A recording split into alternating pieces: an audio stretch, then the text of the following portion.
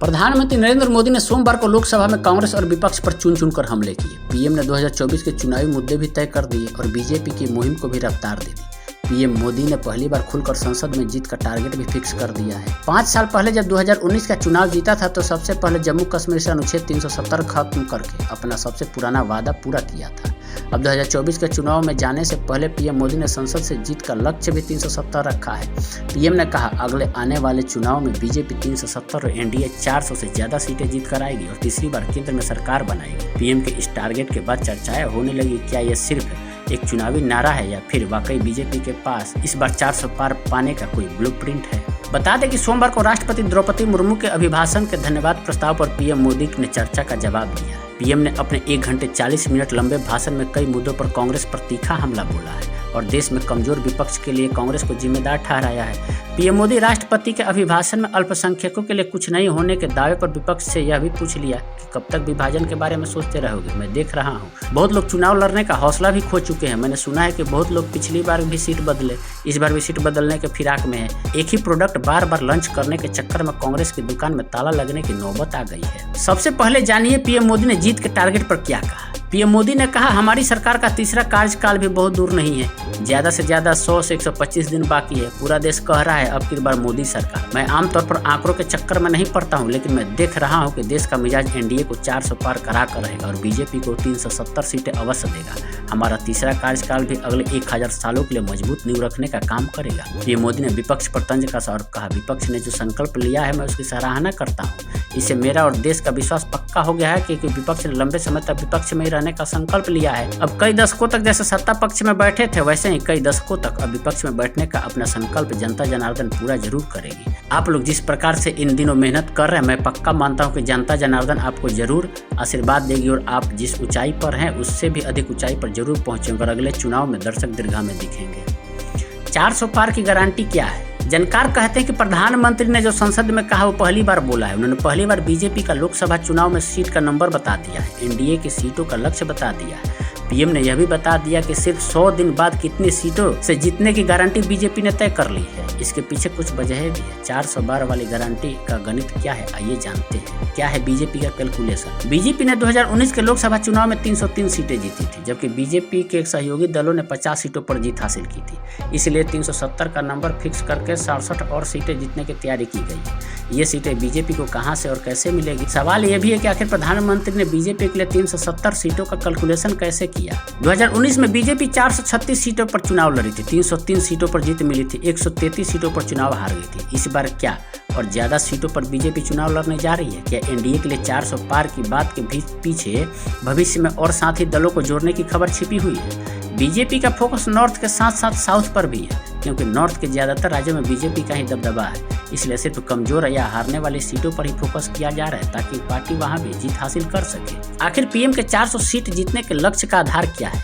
यह आंकड़ों के जरिए देखा तो बीजेपी के पास 95 सीट ऐसी है जहां से वो पिछले 3 लोकसभा चुनाव के नतीजों में जीतती आ रही है, जबकि कांग्रेस के पास महज 17 सीटें ही ऐसी है जहां वो लगातार 3 बार से जीत हासिल कर रही है। बीजेपी शायद इसलिए भी 400 प्लस का गारंटी दे रही क्योंकि 173 सीटें ऐसी है जहां कम से कम 2 बार बीजेपी चुनाव जीतते आ रही है। वही कांग्रेस के पास भी ऐसी 34 सीटें हैं जहां उसे 2 बार से लगातार जीत मिल रही है। बीजेपी 76 सीटों को कमजोर आंकती है। यहाँ से उसे पिछले 3 चुनाव में सिर्फ 1 बार जीत मिली है, बाकी 2 बार हार का सामना करना पड़ा है। वही कांग्रेस के लिए 183 ऐसी है जहां 3 में से 1 चुनाव में जीत मिली है।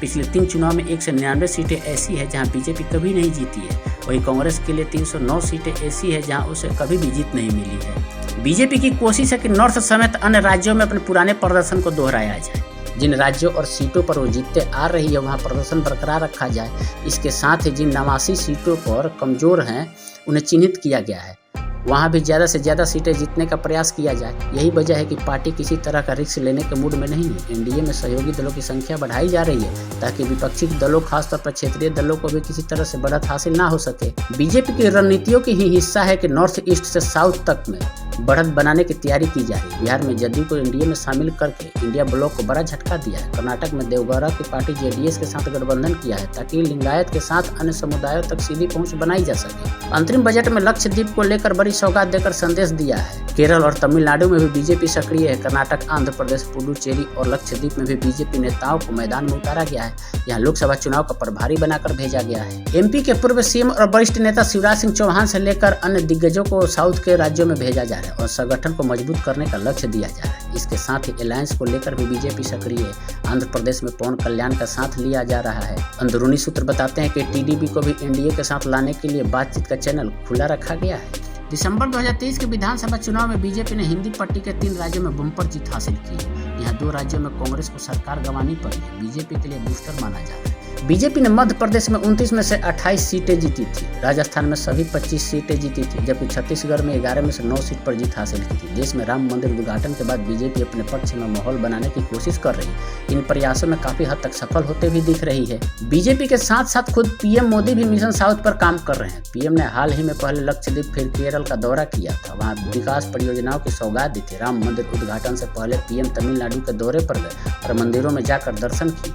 पीएम ने महाराष्ट्र में भी विजन साफ कर दिया है। हिमाचल प्रदेश पर भी ध्यान दिया जा रहा है। वहाँ बीजेपी एक बार फिर क्लीन स्वीप की तैयारी में है। बीजेपी यूपी से लेकर उत्तराखंड तक को लेकर पूरी तरह आश्वस्त है। इस बार बीजेपी 2019 की तुलना में ज्यादा सीटों पर चुनाव लड़ सकती है, क्योंकि पिछली बार की तुलना में इस बार उसके सहयोगी दलों की संख्या कम हो गई है। 2019 में बीजेपी का पंजाब में शिरोमणि अकाली दल, महाराष्ट्र में शिवसेना उद्धव गुट, तमिलनाडु में AIADMK और राजस्थान में हनुमान बेनीवाल की पार्टी RLP के साथ अलायंस था। हालांकि महाराष्ट्र में शिवसेना का शिंदे गुट और एनसीपी का अजित गुट बीजेपी के साथ आ गया। महाराष्ट्र में बीजेपी की स्थिति मजबूत मानी जा रही है। बीजेपी ने 2019 के चुनाव में पंजाब की 13 में से 3, महाराष्ट्र की 48 में से 25 और बिहार की 40 में से 17 सीटों पर चुनाव लड़ा था। वहीं तमिलनाडु में AIADMK ने बीजेपी को 5 सीटें दी थी। इस बार इन राज्यों में बीजेपी अधिक सीटों पर चुनाव लड़ेगी। बीजेपी ने उत्तर प्रदेश में ऐसी 14 सीटों की सूची तैयार की है जहां खुद को कमजोर पाती है। पीएम मोदी पहले ही लोकसभा चुनाव में 50% से ज्यादा वोट पाने का लक्ष्य दे चुके हैं। उत्तर भारत और हिंदी पट्टी के राज्य मध्य प्रदेश, छत्तीसगढ़, राजस्थान, उत्तर प्रदेश, उत्तराखंड, हरियाणा में बीजेपी सरकार है। असम, गोवा, त्रिपुरा, गुजरात, मणिपुर, अरुणाचल प्रदेश में बीजेपी की सरकार चल रही है। 5 राज्यों महाराष्ट्र, बिहार, नागालैंड, सिक्किम, मेघालय और पुडुचेरी में बीजेपी सत्तारूढ़ गठबंधन में है।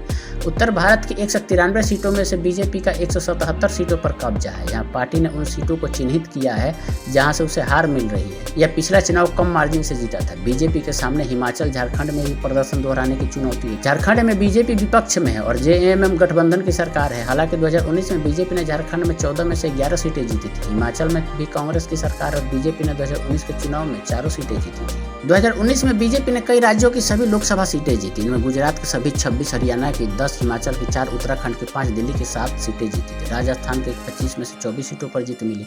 1 सीट पर सहयोगी दल को जीत हासिल हुई। बिहार की 17 सीटें, छत्तीसगढ़ की 11 में से 9 सीटें जीती।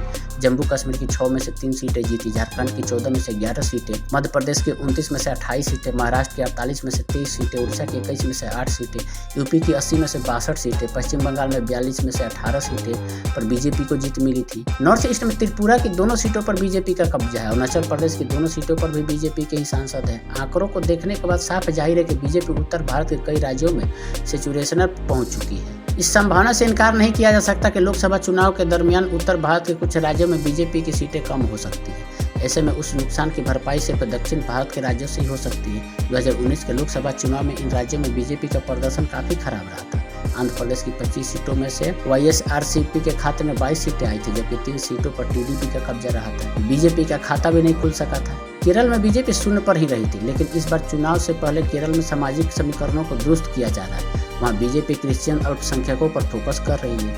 पिछली बार तेलंगाना में बीजेपी को 4 सीटें मिली थी, जिसके चलते इस राज्य से उम्मीद जगी है। तमिलनाडु में 2021 के विधानसभा चुनाव में AIADMK के साथ गठबंधन में बीजेपी ने 4 सीटों पर जीत हासिल की। तमिलनाडु में लोकसभा की 39 सीटें हैं। तमिलनाडु में सभी दल इस समय तमिल सेंटिमेंट्स की बात कर रहे हैं, जबकि बीजेपी वन नेशन और राष्ट्रवादी के फॉर्मूले पर फोकस किए हैं।